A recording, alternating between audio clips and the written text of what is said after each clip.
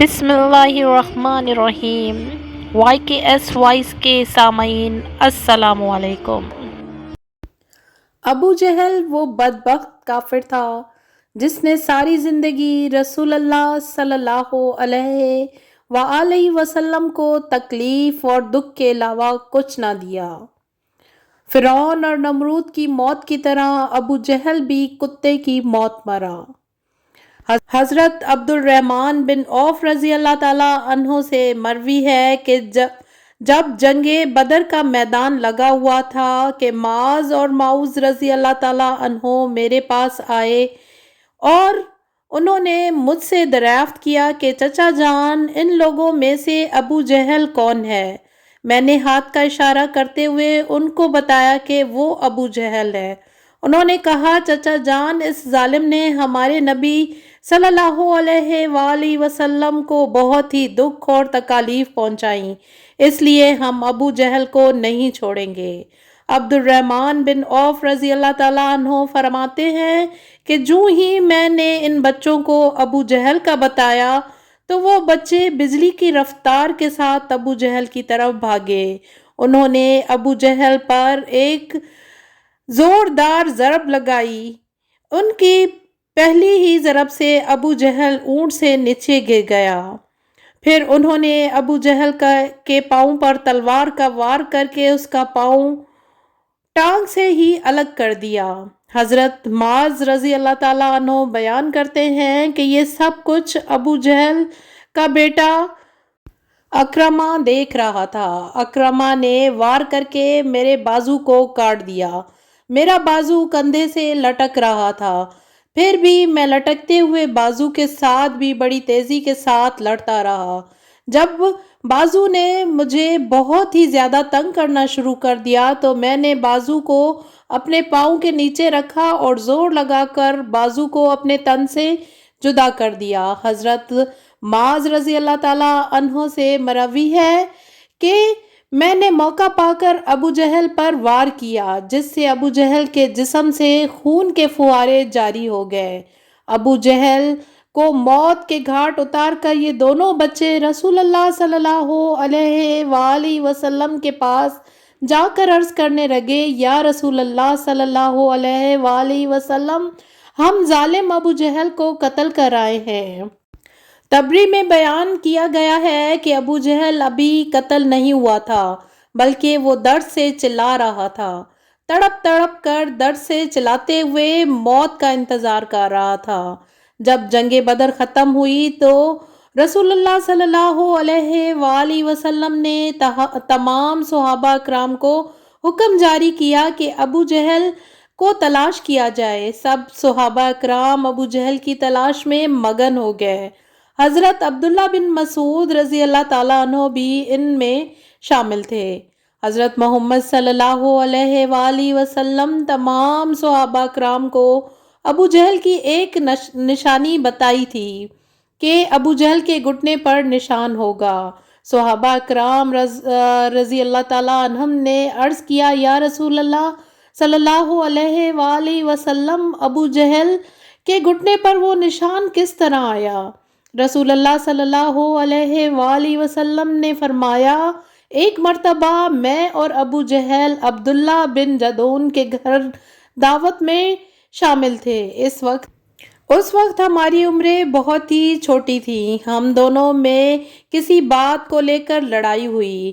میں نے ابو جہل کو زور سے دھکا دیا تھا، جس کی وجہ سے ابو جہل زمین پر گر پڑا۔ ابو جہل کے گھٹنے پر گہرا زخم آیا۔ وہ زخم تو ٹھیک ہو گیا تھا، لیکن اس کا نشان آج بھی ہے۔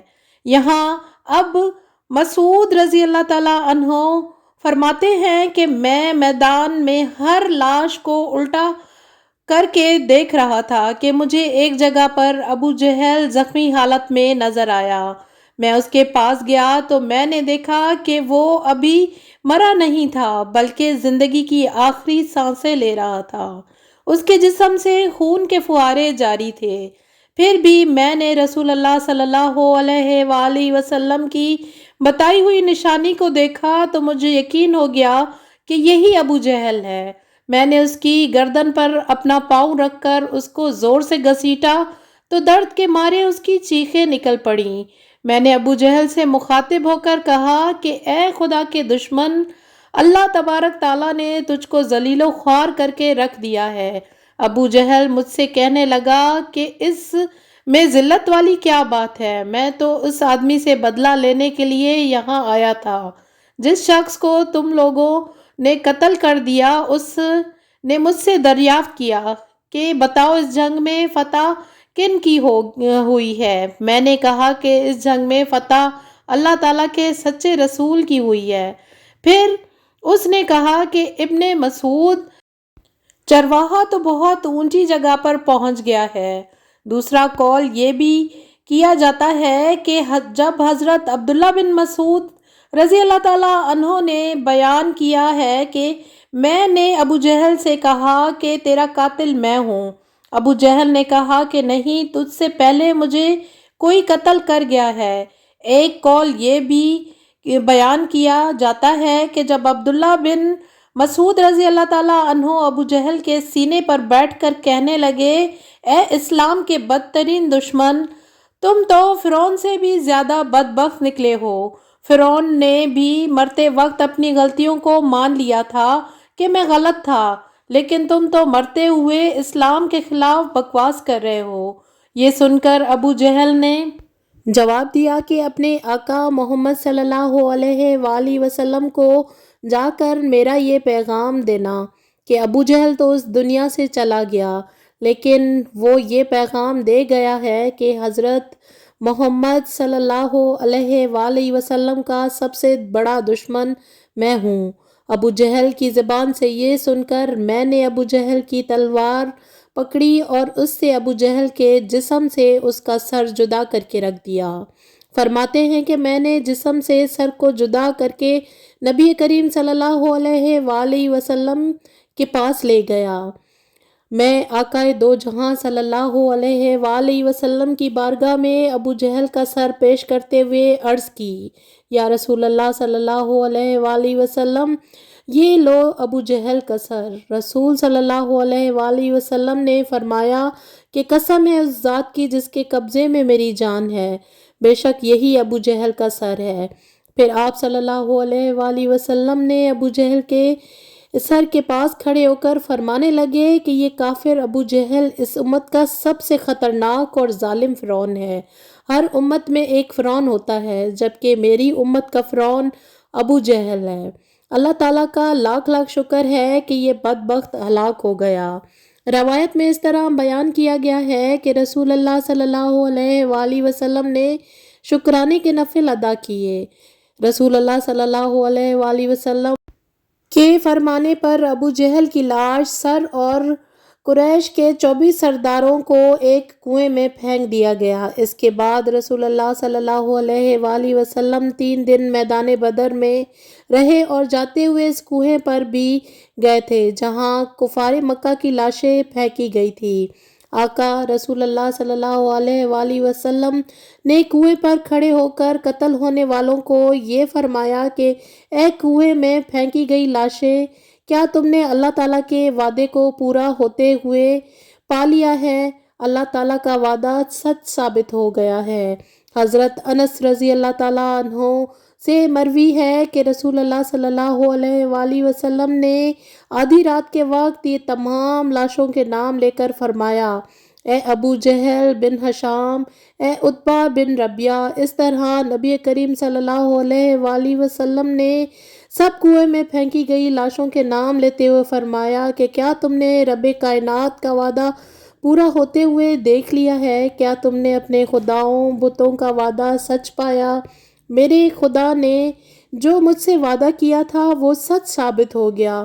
اس پر صحابہ نے پوچھا، یا رسول اللہ صلی اللہ علیہ وآلہ وسلم، آپ صلی اللہ علیہ وآلہ وسلم لاشوں سے باتیں کر رہے ہیں؟